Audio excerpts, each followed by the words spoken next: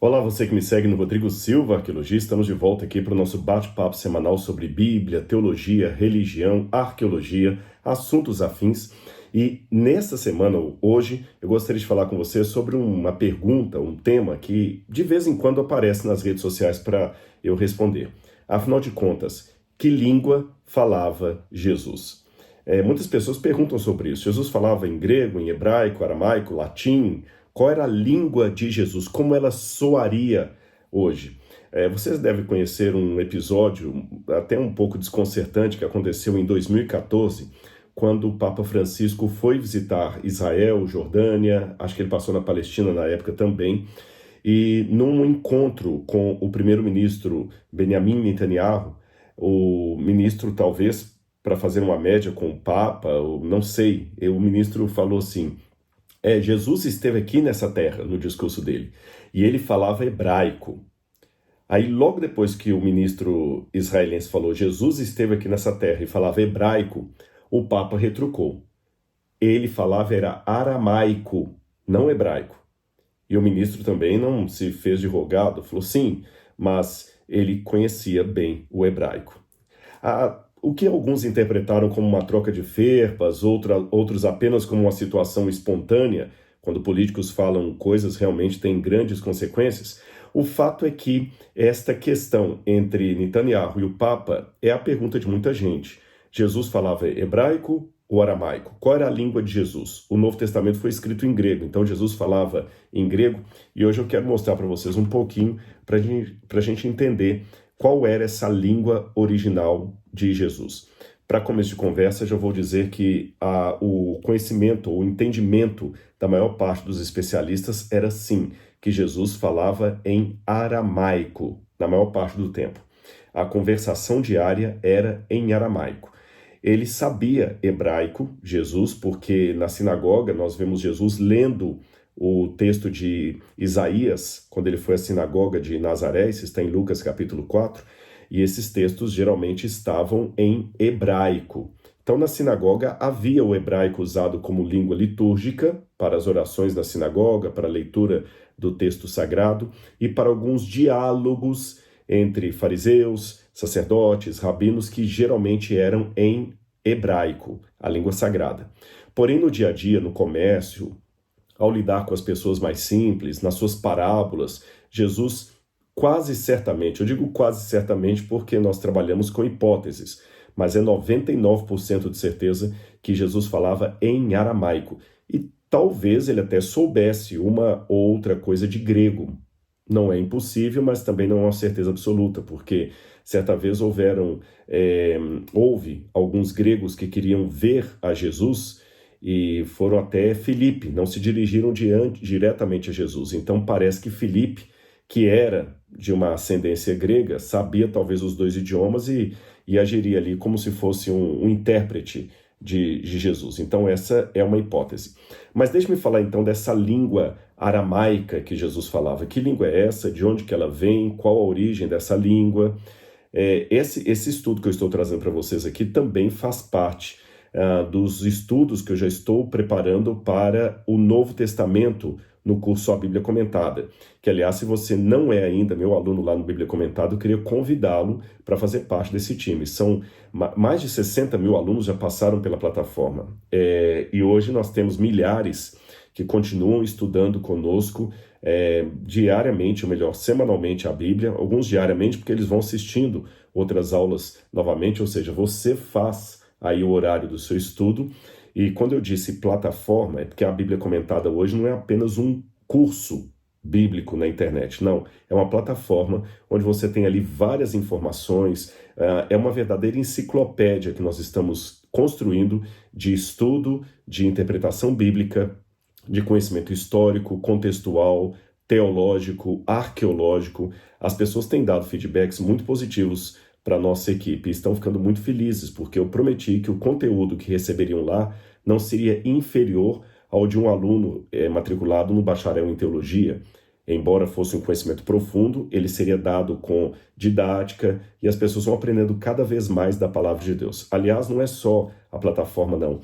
Nós também temos ali uma comunidade no meu canal do YouTube E nessa comunidade vocês têm muitas enquetes que vocês recebem, muitos textos meditativos e outras coisinhas mais que nós vamos colocando aos poucos para vocês ali. E você também pode seguir o Bíblia Comentada nas redes sociais, tá bem? Eu vou deixar também aqui, nesse vídeo, você já vai ter também o link que você pode se inscrever para aprender mais sobre o Novo Testamento. Voltando ao que nós estávamos discutindo. A língua que Jesus falava, eu já disse que era, na maior parte das vezes, aramaico. Os judeus da época de Jesus, muitos deles evitavam usar o hebraico como língua corrente, porque acreditavam, como aqueles judeus que vão estar na Europa posteriormente, que o hebraico, por ser uma língua sagrada, não poderia ser usado para questões triviais do dia a dia. Você sabe que muitos judeus europeus falavam, por exemplo, o Yiddish, para não usar o hebraico para as conversações triviais. Então eles conversavam mais em Yiddish, que era um dialeto formado ali a partir do alemão, do hebraico, que muitas famílias de judeus ultra-ortodoxos ainda continuam usando até os dias de hoje. Mas vamos ver os sinais desse aramaico no Antigo Testamento. Nós temos partes do Antigo Testamento que foram escritas em aramaico. Ou seja, mesmo o hebraico, que era a língua que domina o Antigo Testamento, teve de dar espaço a algumas porções que foram escritas em aramaico. O aramaico e o hebraico, daqui a pouco eu vou mostrar a origem dos dois idiomas, são línguas muito parecidas. O aramaico, ele é mais próximo do hebraico, como se fosse o italiano e o português. Mesmo que você não saiba nada de italiano, se o italiano falar devagar, você vai conseguir compreender pelo menos uns 70%, 80% do que ele está dizendo. Então, o aramaico para o hebraico também são duas línguas muito próximas. Você já viu o italiano falando? Mesmo que você não saiba nada, você consegue entender, tem muitas coisas parecidas. Assim também são esses dois idiomas usados pelos judeus. E que partes do Antigo Testamento estariam em aramaico? Bom, o livro de Esdras, que foi escrito na época do Império Persa, e o Império Persa usava o aramaico como língua franca de toda a sua extensão, o livro de Esdras, que foi escrito nessa época, tem grande parte do seu conteúdo em aramaico. Depois, se você olhar aí na sua Bíblia, você pode até anotar Esdras, do capítulo 4, versículo 8, até o capítulo 6, verso 18. E depois o capítulo 7, dos versículos 12 a 26, tudo isso foi escrito em aramaico. Quando você vai também para Daniel, eu estou falando aqui, gente, quando eu falo período persa, eu estou falando do 5º século antes de Cristo. Quando você vai para Daniel, a maior parte do livro do profeta Daniel também foi escrito em aramaico. Quando você vê aqui Daniel capítulo 2, eu vou abrir aqui na minha Bíblia para vocês. Daniel capítulo... Ezequiel e Daniel, passei demais aqui. Daniel capítulo 2, do versículo 4 até o capítulo 7, verso 28, toda essa parte de Daniel está em aramaico. Então, Daniel começa assim, olha, Daniel 2, verso 4. Os caldeus disseram ao rei em aramaico. Algumas Bíblias traduzem em siríaco, o que não é uma tradução tão precisa, porque depois eu vou explicar essa relação do nome siríaco com aramaico. Mas aqui diz, os caldeus disseram ao rei em aramaico. Aí o texto de Daniel todo vai em aramaico, desde aqui até o capítulo 7, verso 28. Depois volta para o grego, para o hebraico. Jeremias, capítulo 10, versículo 11, tem também uma única frase em meio ao texto grego, que é uma denúncia contra a idolatria, e essa denúncia foi escrita por Jeremias em aramaico. Jeremias, capítulo 10, versículo 11, está assim, ó. Digam-lhes o seguinte, abre aspas, os deuses que não fizeram os céus e a terra desaparecerão da terra e de debaixo dos céus. Fecha aspas. Essa parte aqui está em aramaico. Então é como se de repente eu estivesse citando para vocês aqui uma frase e diria o seguinte, é como diziam os latinos, dura lex sed lex. A lei é dura, mas é lei. Muitas vezes a gente cita o provérbio no idioma original em que ele foi composto, como o exemplo que eu acabei de dar para vocês aqui. Tem uma passagem que eu não vou explicá-la aqui, mas ela é motivo de debate na academia, que é Gênesis capítulo 31, versículo 47. Gênesis 31, verso 47, que diz assim, quando Jacó vai fazer um acordo com o seu sogro Labão de não voltar à terra, à Síria, para poder retomar propriedades para si. Então a Bíblia diz assim, eu vou ler desde o verso 45. Então Jacó tomou uma pedra e a erigiu por coluna, e disse aos seus parentes, ajuntem pedras. Eles foram ajuntar pedras e fizeram um montão do lado do qual comeram. Labão deu-lhe o nome de Jegar Saaduta, mas Jacó lhe chamou Galeed. Jegar Saaduta, como está na nossa forma de falar em português, não era assim que eles pronunciavam, é uma expressão em aramaico, que significa monturo de pedra, monte de pedra. E Galeed também significa monte de pedras em hebraico. Então dá a entender que o Labão falava aramaico e o Jacó falava hebraico. O problema com isso aqui é que essa história teria acontecido no século XVI a.C., mas o aramaico só vai surgir como língua falada por volta de 1200 a.C. Então nós temos um probleminha aqui cronológico, mas eu não vou explicar isso para vocês hoje, para não sair muito do assunto e não tornar cansativa a aula, apenas para que vocês tenham uma ideia do hebraico e do aramaico e sua relação, tá bom? Quando a gente vai estudar a história do aramaico, a gente descobre, como eu falei, que ela parece surgir, essa ideia, por volta de 1200 a.C., ali século XII a.C., em torno do século XII. Então, nessa época, começa a surgir o aramaico como língua falada, e ele começa a surgir por quê? Olha aí nesse mapa que eu vou mostrar para vocês e vocês vão perceber. Você tem aí uma parte em alaranjado que está escrito Aram, percebe? Hoje, isso aí seria a região da Síria, a Síria moderna. Esse mapa está mesclado com o nome moderno dos países. Então, você tem a Síria, você tem o Líbano, você tem a Jordânia, e o país que não está denominado aí seria Israel e a Palestina, ali também a Cisjordânia, delineada, a Cisjordânia. Pois bem, essa parte alaranjada, que hoje faz parte em 80% da Síria e 20% da Jordânia, seria a região de Aram, para onde migraram os arameus. E foram os arameus que criaram esse dialeto, que depois virou língua, idioma, chamado aramaico. Eu tenho uma hipótese que eu levanto com relação ao hebraico, que o hebraico surgiu como um dialeto das línguas cananitas. Eu vou explicar isso para você.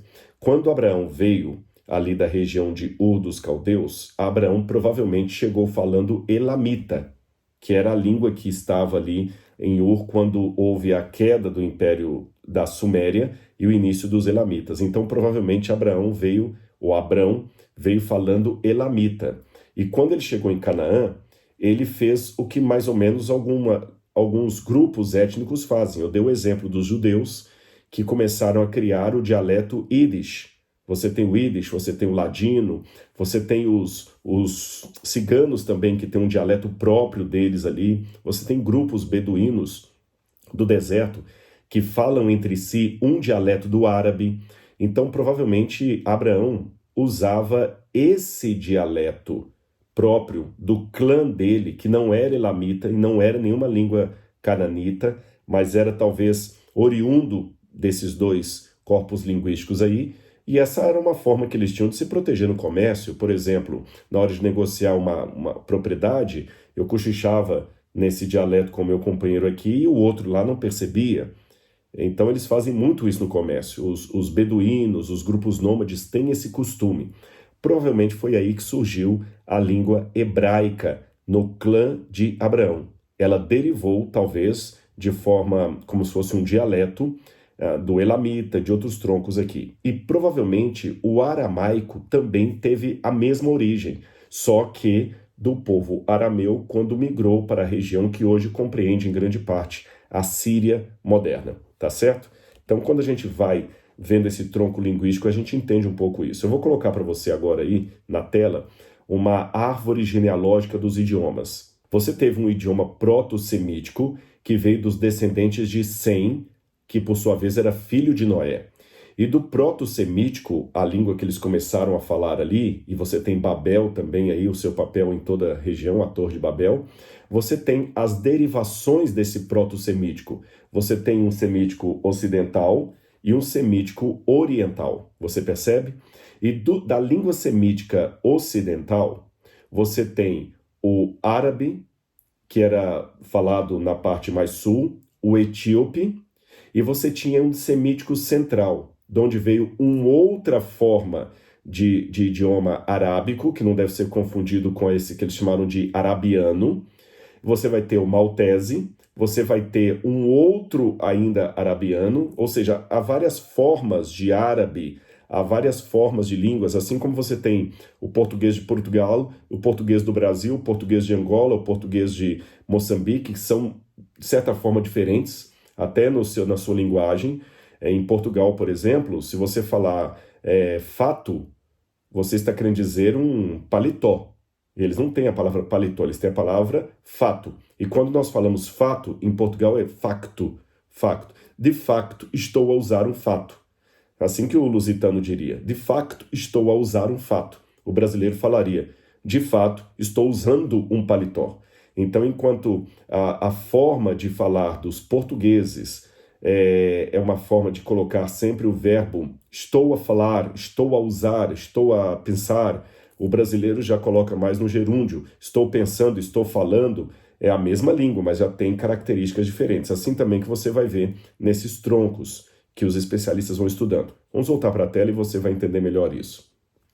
Você tem também, dentre a parte semítica noroeste, você vai ter as línguas cananitas, e das línguas cananitas você vai ter a formação do hebraico, do fenício e do moabita.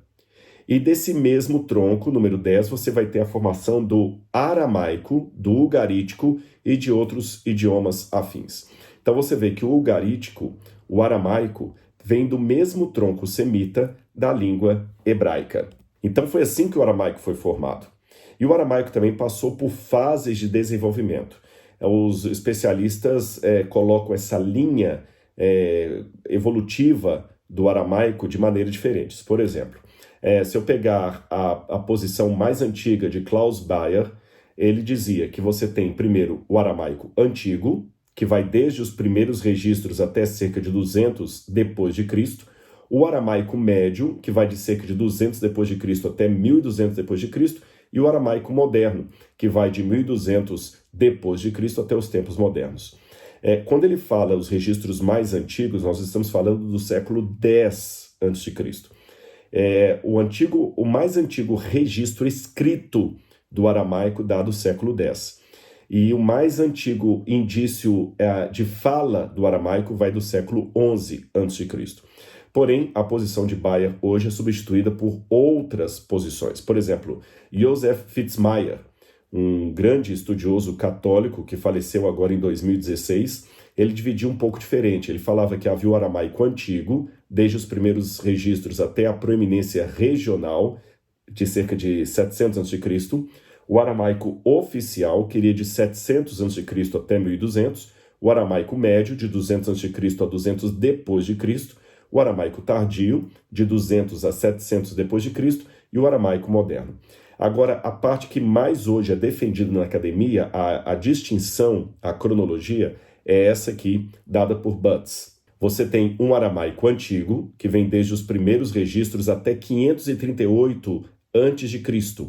Aí você tem a formação de um aramaico aquemênida, de 538 a 333 a.C. Depois vem o aramaico médio, de 333 a 200 depois de Cristo, o aramaico tardio, de 200 a 1200, e o neo-aramaico. Vou explicar isso para vocês. Essa é a posição mais aceita na academia hoje. Houve o aramaico, como falei com você, criado pelos arameus. Depois essa língua, ela foi modificada, ela se tornou língua franca, tá? Hoje o inglês é que é falado em todo mundo.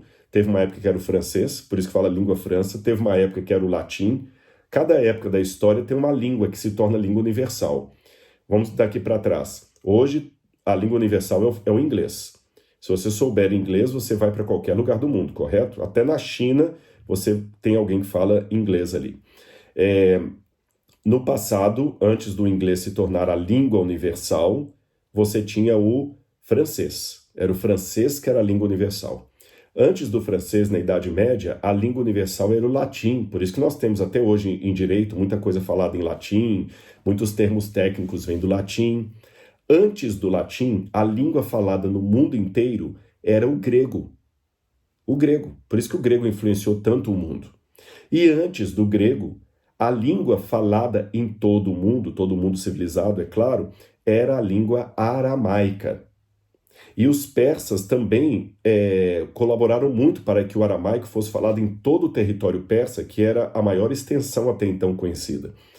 Só que nessa época persa, esse aramaico teve algumas modificações gramaticais, de vocabulário, por isso que o Butts preferiu separar o aramaico entre aramaico antigo e aquele do período persa. Depois você vai ter um outro tipo de aramaico, que esse sim vai ser chamado também de siríaco, que vai ser usado a partir da Idade Média e outro a partir de 1200 para cá. Esse aramaico que é falado hoje, que muita gente fala, ele fala a língua de Jesus. Não, na verdade ele fala o aramaico moderno, tá certo? De 1200 depois de Cristo para cá. Não é necessariamente o mesmo aramaico da época de Jesus. É como se fosse falar o português de hoje e o português de Camões. Tem uma diferença muito grande entre o português que nós falamos hoje e o português dos Lusíadas, né, dessa obra fantástica da literatura portuguesa. Eu vou mostrar para você agora como são as letras em aramaico. Veja bem, isso aqui é um texto de Daniel, encontrado nos manuscritos do Mar Morto, ali, e você tem uma parte de Daniel capítulo 3, versículos 26 a 27, que você percebe as letras aramaicas. Aí aqui é bom eu contar para você uma curiosidade interessante.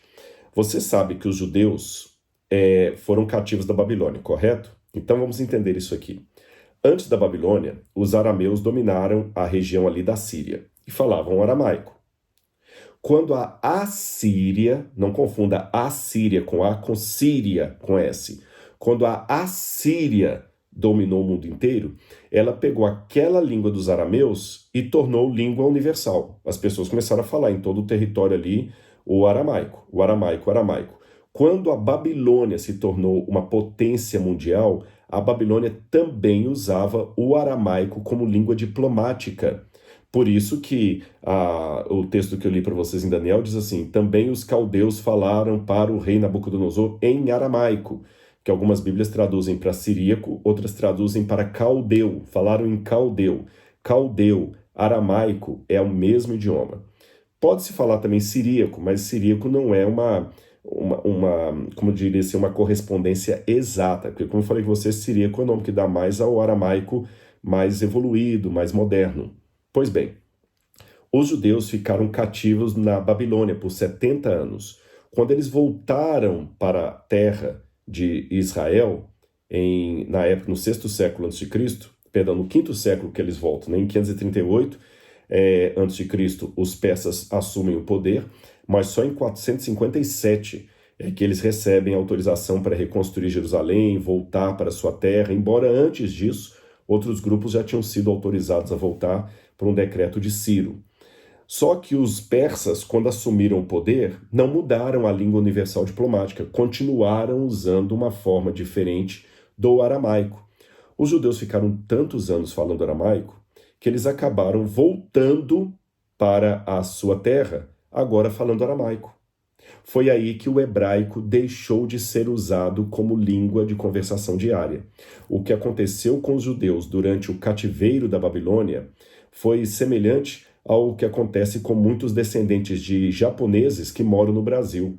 Você sabe que em São Paulo nós temos o bairro da Liberdade, que é repleto de japoneses, mas você tem ali muito japonês com sobrenome Hirata, Sakura, eu nem sei os nomes que eles têm lá, e esses japoneses talvez saibam falar até algo de japonês que aprendeu com a avó, com o avô, mas eles já são netos de japoneses nascidos no Brasil, eles são Ninsei, Sansei. Muitos deles não têm mais fluência no japonês. Eles falam o português brasileiro com sotaque de paulista. Então isso também aconteceu com os judeus que estavam na Babilônia. Os filhos dos filhos que iam nascendo no cativeiro já não falavam mais aramaico, hebraico entre si. Eles falavam mais aramaico, que era a língua da Babilônia. Falavam aramaico, escreviam em aramaico. Quando eles voltam para a terra prometida, eles então voltam falando aramaico. E assim se estendeu até na época de Jesus. É por isso que nos tempos de Jesus, no dia a dia, os judeus conversavam em aramaico e não mais hebraico, assim como os judeus do bairro da Liberdade conversam 90% do tempo em português e apenas um percentual deles sabe falar fluentemente o japonês ou usam o japonês. Compreendeu como é que isso aconteceu? Já que eu contei para vocês que o aramaico estava se tornando a língua franca desde a época dos assírios, olha que interessante esse episódio da Bíblia aqui, em 2 Reis, capítulo 18, versículo 26. 2 Reis, capítulo 18, verso 26, quando fala que Rabsaque chegou ali para ameaçar os judeus de Jerusalém. Olha o que diz aqui a Bíblia. 2 Reis, capítulo 18, versículo 26. Então Eliaquim, filho de Ilquias, Sebna e Joá disseram a Rabsaque: por favor, fale com estes seus servos em aramaico, porque nós o entendemos. Não fale em hebraico aos ouvidos do povo que está sobre a muralha. É porque Rabsaque, ele chegou ali, aliás, é até interessante que esse nome Rabsaque, muitos pensam que não é um nome próprio. Na verdade, seria um título que corresponde a general, mas sobre isso eu falarei numa outra oportunidade. Ele começou a falar, nós vamos destruir Jerusalém, vamos acabar com vocês, vamos botar fogo na cidade. E ele estava falando isso em hebraico. Isso estava, evidentemente, trazendo medo, estava baixando o moral daqueles que estavam no muro. Então o homem gritou, ei, por favor, não fale em hebraico não, fale em aramaico, já que essa é a língua diplomática, porque assim, falando em aramaico, nós vamos entender, mas o povo que está no muro não vai ficar assustado. Então você tem esse episódio curioso na Bíblia. Uma outra coisa importante também de dizer, que eu não posso esquecer, é que em virtude dos hebreus terem perdido, ou dos judeus terem perdido a fluência na língua hebraica devido ao cativeiro da Babilônia, os líderes religiosos começaram a produzir paráfrases do Antigo Testamento em aramaico. Essas paráfrases são chamadas de targums ou targumim. Targum é uma paráfrase do hebraico do Antigo Testamento em aramaico, para que na sinagoga o oficiante lesse o texto em hebraico e depois alguém lesse o mesmo texto numa paráfrase em aramaico para ajudar o povo a compreender o que estava escrito ali. Agora, quando os judeus voltaram para Jerusalém, eles não apenas voltaram falando aramaico, mas mesmo quando eles escreviam em hebraico, eles mudaram a forma de escrever. Eu vou explicar isso para você. Havia letras hebraicas do alfabeto hebraico que eram usadas antes do cativeiro da Babilônia. Só que agora eles começaram a usar com letras do alfabeto aramaico. Seria como se, de repente, o Brasil agora fosse dominado pelo Japão, digamos assim. E então nós ficamos muito tempo na mão dos japoneses, começamos a falar japoneses, e mesmo quando vamos escrever em português, já não usamos mais a letra A, B, C, D, mas usamos os caracteres do idioma japonês. Estaríamos escrevendo em português, falando as palavras que eu estou usando aqui, mamãe foi às compras, mas ao invés de escrever mamãe foi às compras, usando as letras M, A, E, eu estaria usando caracteres japoneses para escrever essa mesma frase. Na época de Jesus, os judeus usavam caracteres da Babilônia, ou aramaicos, digamos assim, para escrever. Vou mostrar para você na tela e você vai ver como foi o idioma. Você percebe aí uma evolução do alfabeto. Você tem aí o alfabeto fenício, está faltando aí o alfabeto proto-sinaítico, que é anterior ao fenício. Mas você tem o alfabeto fenício e o alfabeto hebraico era muito parecido com o fenício, era praticamente o mesmo que você vê aí nessa tarja vermelha. Depois você tem uma tarja cor amarelo-ouro, onde você tem o antigo aramaico. Perceba que as letras eram muito parecidas com as do fenício e, por extensão, do paleo-hebraico, do hebraico antigo. Agora, na época em que o aramaico se tornou a língua oficial ali da Pérsia, você percebe que a forma de montar as letras do aramaico mudou. Perceba a primeira letra que está da direita para a esquerda é a letra Aleph. Veja como o Aleph foi modificando. Depois, é sempre da direita para a esquerda. Eles escreviam diferente do que nós escrevemos em português. Depois, veja a letra seguinte, a Beit. Veja como ela foi mudando. Depois veio o Gimel. Veja como ele foi mudando. E quando nós comparamos isso com a forma hebraica de escrever, e você tem aqui a forma hebraica no próximo aí azul, você vê que o hebraico está escrito, o idioma hebraico judeu-palestino, como alguns técnicos chamam. Veja como o Aleph, o Beit, o Gimel, o Dalet começam a imitar as letras aramaicas. Então, assim que eles faziam para escrever. Vou mostrar para vocês uma próxima lâmina, onde você vai ver isso ainda de maneira mais clara. Veja como era o hebraico da época imperial, da época persa. Veja como o Aleph era feito. Depois, o hebraico vai imitar esse Aleph, o Beit, o Gimel, o Dalet, fazendo o que a gente chama de hebraico quadrático. Depois veio o siríaco, que também vai ter a sua forma escrita cursiva, inspirada nesse modelo. E o árabe, sim, pouca gente sabe, o árabe hoje também tem uma influência muito grande do antigo aramaico. Agora você deve estar perguntando, que legal, Rodrigo, eu não sabia dessas coisas. Mas quais são as diferenças entre o hebraico e o aramaico? Você poderia dar alguns exemplos? Sim. Eu tenho um livro aqui, esse livro está esgotado. Aliás, quando eu fui fazer o meu doutorado, que eu passei um tempo também na França lá estudando, o livro já estava esgotado e eles me deram a cópia Xerox dele, La Langue de Jésus, o aramaico do Novo Testamento. E esse livro é muito bom aqui, ele traz várias coisas interessantes. Por exemplo, uma coisa que, só para você ter uma noção, eu vou mostrar algumas estatísticas aqui para você. Olha que curioso isso. Preste atenção nessas estatísticas. Você tem em Mateus 1070 versos. E nesses 1070 versos temos 300 semitismos, isto é, expressões idiomáticas que estão em hebraico ou aramaico.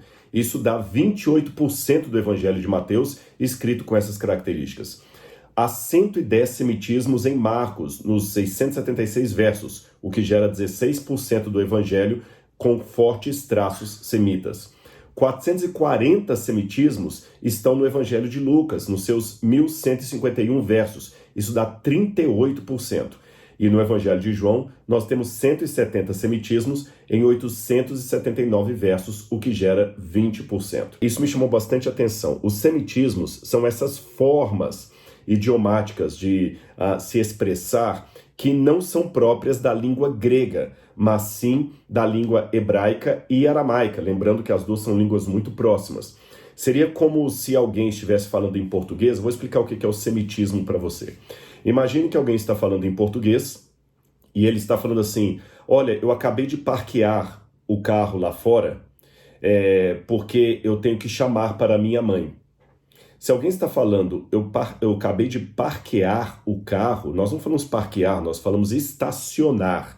Você sabe que essa pessoa está falando em português, mas ele está com um substrato inglês, americano aqui por detrás, que ele fala em parquear, parking, o carro. E ele fala, eu vou chamar para minha mãe. Nós não falamos assim, eu vou chamar para minha mãe. Eu vou fazer uma ligação para minha mãe. Eu vou ligar para minha mãe. Chamar para minha mãe, ele está pensando também na forma americana de se expressar. I'm gonna call to my mother. Eu vou chamar para minha mãe, quer dizer, pegar o telefone e ligar para ela. A gente fala ligar em português, eles falam chamar em inglês. Então ele acaba falando em português, mas de uma maneira anglicista, ou seja, com o inglês por detrás. É assim que estão grandes partes do Novo Testamento. E o mais surpreendente, eu descobri isso até quando eu fiz meu doutorado sobre o Evangelho de Lucas, é que Lucas, dos 4 evangelhos, é aquele que tem o maior número de semitismos, que também são chamados de aramaísmos, ou seja, formas de se expressar que são próprias do hebraico. Agora, você também está perguntando, e eu falei que ia mostrar aqui algumas diferenças gramaticais entre o hebraico e o aramaico. Eu citei aqui, esse livro traz várias, mas eu vou dar uns 2 ou 3 exemplos para vocês. Quando a gente fala, por exemplo, em hebraico, algo que pertence a algo, por exemplo, eu quero dizer, o cavalo do rei, Hassus Hameler, literalmente, o cavalo, o rei, mas você entende, o cavalo do rei, tá certo? Hassus Hameler. Mas se eu quero dizer, por exemplo, em aramaico, do rei, eu diria Malha. Percebe? Por exemplo, vamos falar a expressão que ele trouxe aqui, o rei do reino. Ele vai falar o seguinte, o rei seria Hameler, em aramaico seria Malha, do rei, ou rei em aramaico. Outro exemplo que ele dá aqui, também da palavra casa de Jerusalém. Em hebraico nós diríamos Beit Yerushalayim, casa de Jerusalém. Em aramaico você diria assim, Bate di Urishalem, parece até em português, né, de. Então tem essas diferenças. Nós temos também palavras que em hebraico são ditas de um jeito, em aramaico de outra. Por exemplo, a palavra filho, em hebraico é ben, em aramaico é bar. Então, por exemplo, você sabe aquele nome Barrabás, filho do pai. Barrabás, filho do pai. Aí não tem o di, né? Fica só filho do pai, aquele filho que procede do pai. Se for em hebraico, a gente falaria Benab, ou Benav, filho do pai. Outros exemplos que eu poderia pegar aqui, deixe-me ver, que eles colocam aqui, Kedi, Mindi, que é a mesma palavra, num idioma ou no outro, e assim por diante. Então são línguas muito similares, como eu falei com vocês, quase como se fosse o italiano e o português ali. E eu quero mostrar agora algumas partes do Novo Testamento que foram deixadas em aramaico, para você ter uma noção. Expressões que o Novo Testamento preferiu nem traduzir para o grego, deixar em aramaico. Vamos aqui na tela e você vai ver quais são essas expressões. Quando Jesus vai à casa de Jairo, em Marcos capítulo 5, versículo 41, ele chama a menina de Jairo à vida dizendo Talitá cum, ou Talitá cumi, como dizem alguns. Deixa eu explicar para vocês essa expressão aramaica. Talitá, tali, em aramaico, seria garoto, adolescente. Talitá seria garota, é o feminino. Tali, menino. Talitá, menina. Em hebraico, seria Yalid, tá? Yalid, que seria o menino. Yalidá, a menina. Yeladim, os meninos. Mas vê que é diferente, né? Yalid, Yalidá, ou Tali, Talitá. São palavras diferentes. Então Jesus falou em aramaico ali, não em hebraico. Mas tem uma outra coisa interessante também, porque no hebraico tem uma palavra, a palavra telá, que significa uma ovelhinha pequena machucada. Então alguns pensam que mesmo falando em aramaico, talitá, que aqueles que tinham também, lembra que as duas línguas estavam juntas ali, pegavam o talitá também, lembrando de telá, como se Jesus falasse com a filhinha de Jairo de uma maneira carinhosa. Cordeirinho, levanta, sabe? Cordeirinho machucado, levanta. Alguns até presumem também que quando Jesus falou assim, vocês devem se tornar como criança, que talvez ele falou talita, né? Talita ou tali, ou seja, crianças machucadas que correm para mim e falam, mamãe, eu machuquei, mas não tem vergonha de chorar diante das suas dores, dos seus medos e voltar para a mãe. Vamos continuar a lista de expressões em aramaico que estão preservadas no Novo Testamento. Quando Jesus também fez o milagre, que está em Marcos 7,34, ele diz Efatá, ou seja, seja aberto, isso é aramaico. A palavra Abba, em Marcos 14,36, também é aramaico, em hebraico seria Av, em hebraico seria Av, em aramaico Abba. Quando Jesus falou em Marcos capítulo 5, verso 22, aquele que chamar o seu irmão de Raca está condenado perante Deus. Eu vou explicar essa expressão aqui também. O mandamento dizia não matarás. Jesus falou o seguinte, eu sei que foi dito não matarás. Porém, aquele que não mata, mas chama o seu irmão de Raca, que as Bíblias traduzem por tolo, já pecou perante Deus. Raca é uma palavra aramaica que pode ter dois significados. Raca pode significar cabeça de boi, que é uma maneira de chamar o outro de burro, de idiota, de estúpido, ou seu cabeça de boi. Ou pode significar também a onomatopeia do gesto quando alguém cuspia no chão, escarnecendo de alguém que passava. Raca! Raca! Essa onomatopeia que eles faziam isso aí em aramaico. Então pode ser esse o sentido. Quando Jesus fala aquele que chama o seu irmão de tolo, no original está aquele que chama o seu irmão de raca, que é um termo aramaico, não hebraico. A palavra para mestre em hebraico é rabi, mas em aramaico, rabuni. E foi dessa maneira que Maria Madalena chama Jesus em João capítulo 20, verso 16. A famosa expressão de Jesus, Eli, Eli, lema sabachthani, que significa Deus, meu, por que me desamparaste? Em Mateus 27, 46, é uma forma de transcrever em grego uma expressão original em aramaico, Elahi, Elahi, que até eles pensavam que Jesus estava chamando por Elias. Olha que interessante, Jesus falou Elahi, Elahi, quer dizer, meu Deus em aramaico, Elahi. Mas aqueles que não entendiam muito bem a diferença das duas línguas, pensavam que Jesus estava dizendo Elahi, Elahi, Elahi, que é Elias. Mas na verdade ele estava chamando Deus meu. A palavra Osana, que também é um termo, alguns pensam que é hebraico, outros pensam que é aramaico, significa ó Senhor, salva-nos, Marcos 11, verso 9. E por fim, quando Paulo também traz a expressão Maranata, Maranata, o Senhor vem, mar é Senhor em aramaico, Mara, senhora. Até hoje, em árabe, Mara é senhora. E mar é senhor em aramaico, em siríaco. Então, Maranatá, quer dizer, o Senhor vem, é uma expressão idiomática aramaica. Então, são essas as expressões que aparecem no Novo Testamento, que vêm direto do aramaico. Agora, para terminar a minha fala, você está gostando desse conteúdo? Gente, inclusive, tem muita coisa disso que eu vou passando também na plataforma A Bíblia Comentada.